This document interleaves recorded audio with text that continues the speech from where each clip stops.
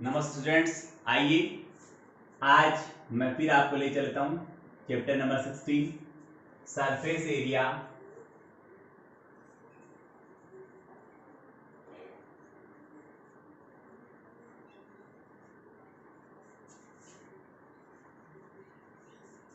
And volume. पृष्ठीय क्षेत्रफल एवं आयतन हमारे चैप्टर का नाम है। 16.2 हम पढ़ रहे थे, आपको याद दिला दूं, कुछ सवाल कर लिए थे। आज हम 7वें सवाल पे चलते हैं। सूत्र वगैरह सब थीम वगैरह समझा रखी है। आइए 7वां सवाल कह रहा है एक बेलन का आयतन, किताब में देखिए सवाल को, एक बेलन का आयतन 30 पाई सेमी क्यूब है तथा आधार का क्षेत्रफल 6 पाई सेमी स्क्वायर है। बेलन की ऊंचाई ज्ञात कीजिए। बहुत सिंपल सवाल है, बताने की जरूरत नहीं, सिंपल आइडिया देता हूं। हम जो सवाल में दिया जाता है वहां से काम शुरू करें। सॉरी, आप कहेंगे कि बेलन का आयतन, बेलन का आयतन, अब इतना छोटा सवाल है कि मैं आपको हिंट क्या दूंगा, जब मैं 2 लाइन लिखूंगा तो फिर में सवाल भी हो जाएगा, कोई दिक्कत नहीं। देख लीजिए, बेलन का आयतन था 30 पाई सेमी क्यूब। आयतन का सूत्र होता है बेलन का आधार का क्षेत्रफल, आधार का क्षेत्रफल गुणा ऊंचाई। अब आप मेरे से पूछेंगे गुरुजी बेलन के आयतन का सूत्र तो पाई आर स्क्वायर एच होता है। बिल्कुल सही बोल रहे हो आप, यही होता है, इसको बोलते हैं आधार का क्षेत्रफल, ये है ऊंचाई। तो गुरुजी ये क्यों नहीं लगाया, ये क्यों लगाया? अरे भाई, हमें सवाल में आधार का क्षेत्रफल दिया गया, ऊंचाई पूछे तो ये काम में लूंगा, ये क्यों लूंगा काम में? इसको काम में लेने के लिए त्रिज्या चाहिए, ऊंचाई चाहिए। तो जैसा दिया गया, जो पूछा गया, उसके अकॉर्डिंग कौन सा फॉर्मूला फिट बैठता है वही हमें लगाना है, वही हमें याद रखना है, यही हमारी क्वालिटी है। बराबर हो गया 30 पाई। ओके, आधार का क्षेत्रफल 6 पाई दिया हुआ था, ऊंचाई मालूम नहीं है, बराबर 30 पाई। ये h निकालेंगे तो 30 पाई ऊपर चला गया और 6 पाई नीचे आ गया, पाई से पाई कैंसिल हो गया और उत्तर आ गया 5, यानी 5 सेंटीमीटर की हाइट हो जाएगी। ये सवाल संख्या 7 है। 8वां देखिए, 8वां कह रहा है कि एक बेलन का आयतन, एक बेलन का आयतन तो 1650 है और वक्र पृष्ठ क्षेत्रफल 660 है, तो बेलन की त्रिज्या और ऊंचाई ज्ञात कीजिए। आइए सवाल स्टार्ट करते हैं। आप कहेंगे चूंकि बेलन का आयतन, बेलन का आयतन 1650 सेमी क्यूब और बेलन का वक्र पृष्ठ वो होना चाहिए 660 सेमी स्क्वायर। अब हम सवाल की प्रति, जो सवाल में जो वैल्यू दी है, जैसी सिचुएशन होती है उसी के अकॉर्डिंग हमें सूत्र वगैरह काम में लेना चाहिए। जजमेंट एट द स्पॉट और मतलब on the time at the spot, जो भी अपनी सिचुएशन बनती है उसके अकॉर्डिंग जजमेंट लेना चाहिए। आइए, वो था सवाल की प्रतिबद्धता के अनुसार मैं लिखूंगा कि हमें बेलन का आयतन दिया गया था और वक्र पृष्ठ आयतन होता है पाई आर स्क्वायर एच, आप जानते अच्छी तरह से। वक्र पृष्ठ होता है 2 पाई आर एच, ये भी जानते हैं आप, कोई बताने की जरूरत नहीं है। और आयतन ऊपर था, यानी आयतन 1650 ऊपर लिख दिया, वक्र पृष्ठ नीचे था 660 नीचे लिख दिया, ये 0 से 0 कैंसिल हो गया। इसमें 33 का भाग जाता है आराम से, ये 33 पंजू और ये 33 दूना 66, 33 से डिवाइड हो गया, पाई से पाई कैंसिल हो गया, एस से एस कैंसिल हो गया, एक आर स्क्वायर ऊपर है, नीचे आर है, तो आर ऊपर बच गया, नीचे 2 बच गया, आर बटे 2, 2 से 2 कैंसिल हो गया, त्रिज्या हमारे पास आ गई 5, त्रिज्या आ गई 5 है। ओके, अब क्या करेंगे आप ये लिखेंगे कि चूंकि 2 पाई आर एच बराबर 660 सेमी स्क्वायर दिया है, आपको दिया है, तो 2 पड़ा रहेगा, पाई का वैल्यू 2d2/7 पड़ा रहेगा, आर का वैल्यू 5 हमें पता हो गया, एच पता नहीं, बराबर 660 हो गया। h बराबर 660 गुणा 7 बटे 2 गुणा 22 गुणा 5। स्टूडेंट देखना 5 दूने 10 से 1 जीरो कट जाएगा, 22 या 66, 3 बार गया, 3 को 7 से गुणा किया तो 21 सेंटीमीटर उसकी ऊंचाई आ गई। यही हमें पूछा था कि त्रिज्या और ऊंचाई ज्ञात कीजिए। ये सवाल संख्या 8। सवाल संख्या 9 देखिए।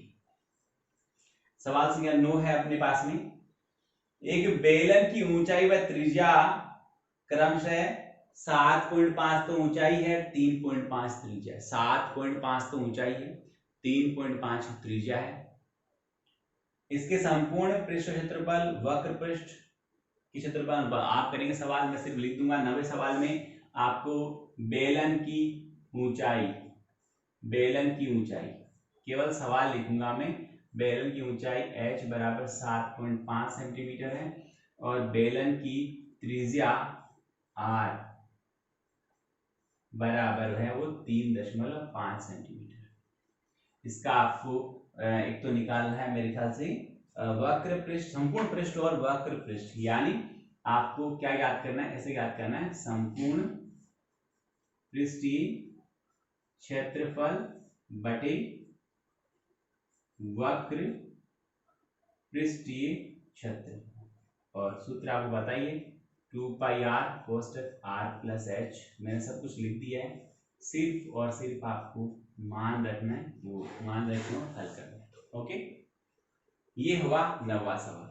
10वां सवाल देखिए क्या कह रहा है, बहुत ही शानदार सवाल 10वां कि 20 मीटर गहरा 7 मीटर व्यास का एक कुआं खोदा गया, इसे निकाली गई मिट्टी को 22 मीटर इंटू 14 मीटर व्यास माप के एक चबूतरा बनाया गया, चबूतरे की ऊंचाई ज्ञात करनी है। 20 मीटर तो गहरा कुआं खोदा गया और 7 मीटर उसका व्यास था। कुआं ऐसे बेलनाकार होता है, कुआं खोदते गए मिट्टी बाहर डाल देगी। मिट्टी कहाँ डाली, एक प्लॉट था, मान लो डंडा किया हुआ प्लॉट पड़ा है, तो हमने क्या किया, मिट्टी खोदते गए प्लॉट में डाल देंगे। अब मिट्टी डाल रहे हैं तो मिट्टी की हाइट बढ़ेगी, उसको फैलाते गए फैलाते गए, कुएं से सारी मिट्टी निकली हो उस मिट्टी को उसमें डालते गए फैलाते गए डालते गए फैलाते गए, तो एक चबूतरा सा बन गया, बन सकता है। आप चबूतरे में कितनी मिट्टी काम में आई, आप कहोगे गुरुजी जितनी कुएं से खोदी उतनी चबूतरे में काम में आई। मिट्टी मतलब क्या होता है, आयतन। तो क्या कहोगे, गुरुजी कुएं का आयतन बराबर चबूतरे का आयतन। ठीक है, तो एक तरफ चबूतरे के आयतन का सूत्र लगाएंगे, चबूतरा लंबा था, चौड़ा था और ऊंचा था, L गुना B गुना H चबूतरे का आयतन। कुआं बेलनाकार था तो उसका सूत्र होगा पाई r स्क्वायर h।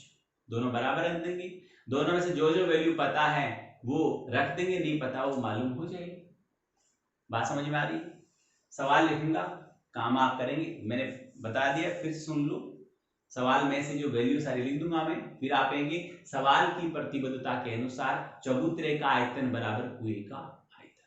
इधर L B H बराबर पाई r स्क्वायर h, वैल्यू लिख ही रहा हूं, आप इसमें रख देना। वैल्यू इसलिए रख रहा हूं कि बाय में कुछ बच्चों के पास बुक नहीं है तो उनको सवाल मिल जाए। यहां दिख रहा होगा नीचे,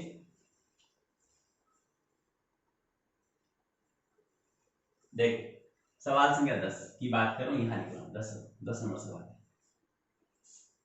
भाषा में थोड़ी भाषा बनाता हूं मैं। बेलनाकार कुएं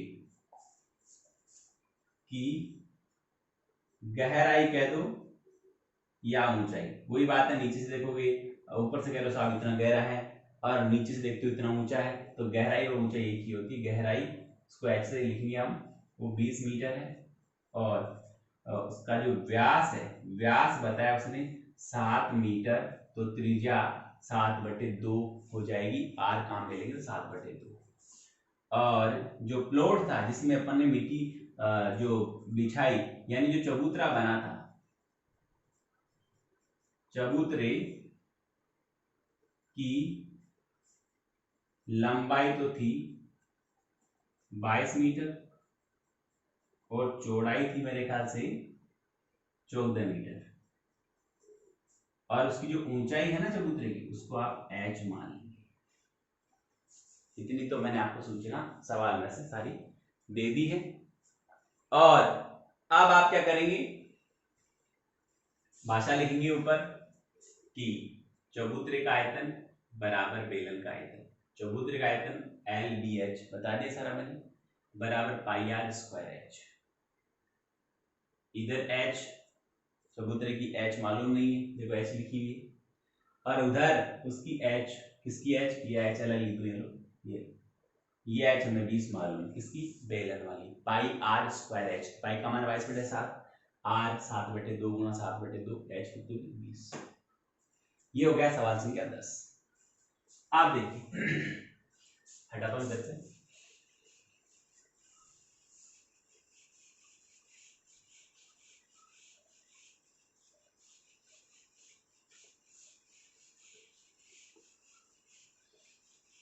उदाहरण ये इधर आगे देखिए।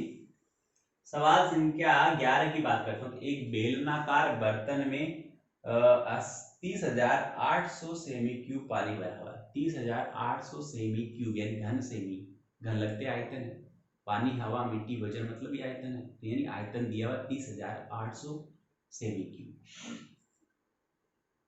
यदि बर्तन की भीतरी त्रिज्या 14 सेमी, तो उसका भीतरी वक्र पृष्ठ क्या है। अंदर की त्रिज्या 14 सेमी दे रखी है, तो अंदर का वक्र पृष्ठ ज्ञात करना। आइए 11 सवाल बहुत अच्छा सवाल है। देखो बेलनाकार बर्तन का आयतन। स्टूडेंट्स मैंने पहले भी आपको बताया, फिर एक बार बता रहा हूं कि परिधि, परिमाप, क्षेत्रफल और आयतन दिए जाए तो जो दिया गया है वो बराबर के दाईं ओर, उसका सूत्र बराबर के बाईं ओर लिखते हैं। ये दाईं ओर लिख दिया, और इसका सूत्र आयतन होता है पाई आर स्क्वायर। ओके, हमें इस सूत्र में से जो जो वैल्यू पता है वो रख देंगे, जो नहीं पता है छोड़ देंगे। पाई का वैल्यू 22/7 पता है, त्रिज्या भी हमें पता है 14 पता है, चाहे त्रिज्या होगी या व्यास है, त्रिज्या सही है, और ऊंचाई हमें पता नहीं, ये आ गया 30,800। आप यहाँ या साइड में नीचे लिख सकते हैं यहाँ पर कि चूंकि बर्तन की भीतरी त्रिज्या r बराबर 14 सेमी है। ओके, ये 7 का भाग 2 बार जाएगा, 7 दूनी 14, यानी और हमें वैल्यू निकालना h की, तो ये हो गया 30,800, ऊपर 22 था नीचे आ गया, यहाँ 7 का भाग जब गया तो 2 बचेगा, 2 भी आ गए, 14 पड़ा था वो भी नीचे आ गया। काट देंगे इसको, 22 का भाग 22 गुना, सॉरी 22 एकम 22 बच गया 8, 22 चौक 88, 22 एकम 22 और 22 चौक 88, 1800 अच्छा 1400 आ गया। फिर नीचे 2 गुणा 14 बचा, तो 14 का भाग 1400 में 100 बार जाएगा, 100 आ गया, और बट्टी में 2 पड़ा रह गया, तो h का वैल्यू आ गया 50 सेमी। अब हमें क्या पूछा था, बेलन का या बर्तन का वक्र पृष्ठ, अतः अंदर का वो भी, अतः बर्तन का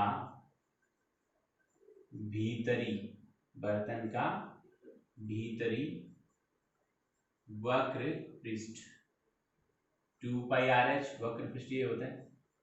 यहाँ भीतरी और बाह्य में R1 R2 इसलिए नहीं लिखा कि बाह्य की चर्चा ही नहीं की गई, तो R1 R2 यहाँ पर R1 हम बड़ी वाली त्रिज्या यानी बाहर वाली त्रिज्या को R1 लेते हैं, अंदर वाली को R2 लेते हैं, पर बाहरी की चर्चा ही नहीं है, तो सिर्फ हम अंदर की बात करेंगे। 2 गुणा पाई का मान 22/7 पढ़ाई है, त्रिज्या हमें 14 दे रखी थी, h का मान 50 हमने निकाले। ओके भाई, इसको हल कर देंगे, 7 दूनी 14, ये 100 हो गया, 2244 उत्तर आ गया सेंटीमीटर स्क्वायर। ये सवाल संख्या 11। आप देखिए सवाल संख्या 12 की बात।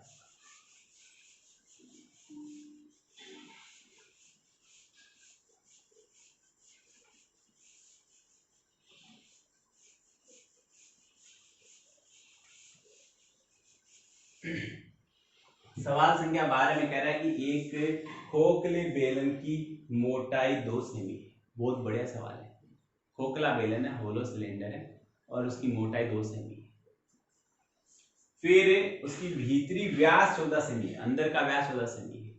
अंदर का व्यास 14 सेमी तो अंदर की त्रिज्या 7 होगी और मोटाई 2 सेमी, तो बाहर जाएंगे तो 7 में 2 जुड़ जाएगा। अंदर की त्रिज्या 7 सेमी, 2 सेमी मोटा है, बाहर जाएंगे तो 2 प्लस हो जाएगा, तो बाहर की त्रिज्या 7 + 2 9 होगी।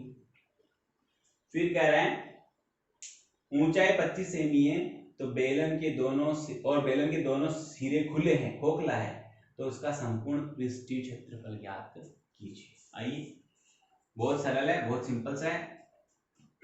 आइए, सवाल संख्या 12 है। एक खोखले बेलन की मोटाई बराबर 2 सेमी है ना, और खोखले बेलन की, चलो इतनी शॉर्ट भी लेंगे, 2 सेमी और भीतरी त्रिज्या तथा भीतरी त्रिज्या जिसे हम R2 कहेंगे वो है 7 सेमी। व्यास था जो आता है बाह्य त्रिज्या जिसे हम R1 कहेंगे वो 7 + 2 बराबर 9 सेमी। आया समझ? भीतरी त्रिज्या होगी, बाह्य त्रिज्या। आगे बात करेंगे हम ऊंचाई की। बेलन खोखला है, ऊपर लिख दिया, बार बार लिखने की जरूरत नहीं। बेलन की ऊंचाई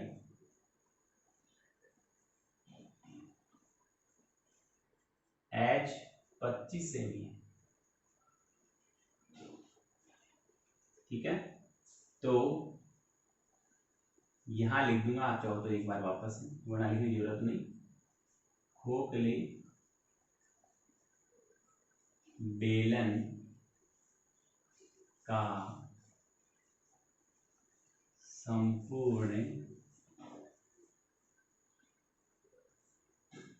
पृष्ठीय क्षेत्रफल वो पढ़ा था हमने 2 पाई braces R1 + R2 H + R1 - R2। ये सूत्र मैंने आपको लिखा है, वैल्यू आप रखेंगे, आगे हल आप करेंगे। ये 12वां सवाल मैंने आपको बताया है। इसके आगे चलते सवाल संख्या 13वां भी ये कह रहा है एक खोखला बेलन दोनों सिरों से खुला हुआ है, ऊंचाई 20 सेमी है, अंत और बाह्य व्यास दे रखे, अंत व्यास दे रखा उसने 26, अंत व्यास 26 है तो त्रिज्या होगी 13 सेमी, बाह्य व्यास 30 है तो त्रिज्या होगी 15। सारी वैल्यूज दूंगा, सवाल आप करेंगे, समझ लो पहले। ऊंचाई होगी, आंतरिक त्रिज्या होगी, बाह्य त्रिज्या होगी, और इस खोखले बेलन का आयतन निकालना है। तो खोखले बेलन का आयतन, सवाल संख्या 13 की बात कर रहा हूं। आपको भाषा लिख देनी है, एक बार लिखूंगा मैं, यहाँ पर एक ही लाइन लिखूंगा, बाकी आप लिख देना। खोखले बेलन, ठीक है, की ऊंचाई h बराबर दे रखी मेरे ख्याल से, कितनी बताई, 20 सेमी, 20 सेमी, और फिर लिख देंगे आंतरिक त्रिज्या R2, लैंग्वेज आप लिख देंगे यहाँ पर, आंतरिक त्रिज्या R2 वो भी 13 सेमी, और बाह्य त्रिज्या R1 वो होगी 15 सेमी। समझ ले आराम से, सवाल में दिया हुआ है। ये लो थोड़ा सा लिख दूं मैं, आंतरिक त्रिज्या और यहाँ पर बाह्य, ओके, त्रिज्या। और फिर वही लाइन जो है लिखी, अतः खोखले खोखले बेलन का आयतन होता है पाई r1 square minus r2 square into H. Value सारी मैंने आपको बता दी है, वैल्यू आप पुट करेंगे, इसे सोल्व करेंगे। स्टूडेंट, इस प्रकार से हमारा ये आज की क्लास कंप्लीट हुई और सारे सवाल जो मैंने दिए हैं वो ढंग से देखेंगे, समझेंगे, फेर में करेंगे। आ जाए उनको रफ मतलब रफ में देखने के बाद उसको फेर में करेंगे, नहीं आए वो मेरे से पूछेंगे और होमवर्क सबमिट करेंगे और टेस्ट की तैयारी करेंगे। नेक्स्ट वीक में आपका बचे हुए 4 सब्जेक्ट का टेस्ट होने वाला है, पूरी तैयारी रखें, 100% परसेंटेज रखें और अपना जो उद्देश्य है उसको पूरा करें। थैंक यू, धन्यवाद।